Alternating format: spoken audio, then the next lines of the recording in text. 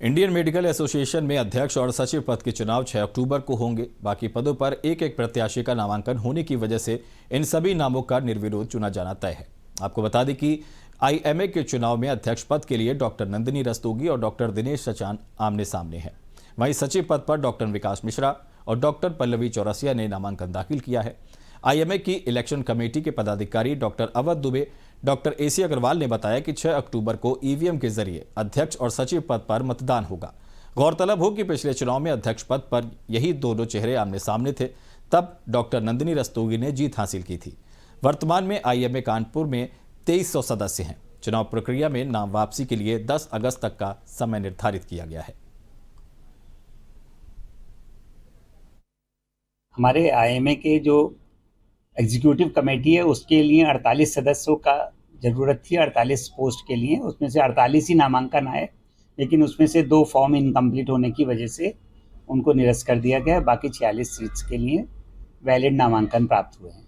बाकी जो और पोस्ट हैं जिसमें सेक्रेटरी हैं कि कोई property secretary, library secretary, scientific, sports, cultural, इन सब के लिए एक एक सीट के अगेंस्ट में एक एक ही नामांकन आया है। तो एक तरह से शायद उनका निर्विरोध चुने जा सकते हैं वो। दूसरा जो हमारे मेन एक प्रेसिडेंट और सचिव 2 पोस्ट होती हैं, तो जो अध्यक्ष पद के लिए 2 और सचिव पद के लिए 2 नामांकन हैं।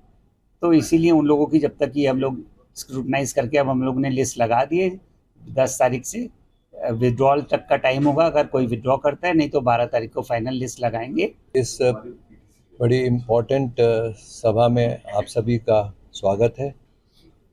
जैसा कि आप सभी जानते हैं कि Indian medical association Kanpur Bharatvarsh की 5 सबसे बड़ी जो ब्रांचेज में से है। तो हम लोगों का हर वर्ष एक एनुअल इलेक्शन होता है जिसमें सारे पदाधिकारी चुने जाते हैं और वो फिर अपने 1 साल के लिए पूरे जितने भी काम हैं, जो हमारी मेडिकल फैसिलिटीज़ की बातें होती हैं, हमारी कॉन्फ्रेंसेस होती हैं विभिन्न सब्जेक्ट्स पर, और सामाजिक कार्य हैं जहाँ जहाँ सेवा हम लोगों को करनी होती है, वो सारा उनके संरक्षण में उनके द्वारा किया जाता है।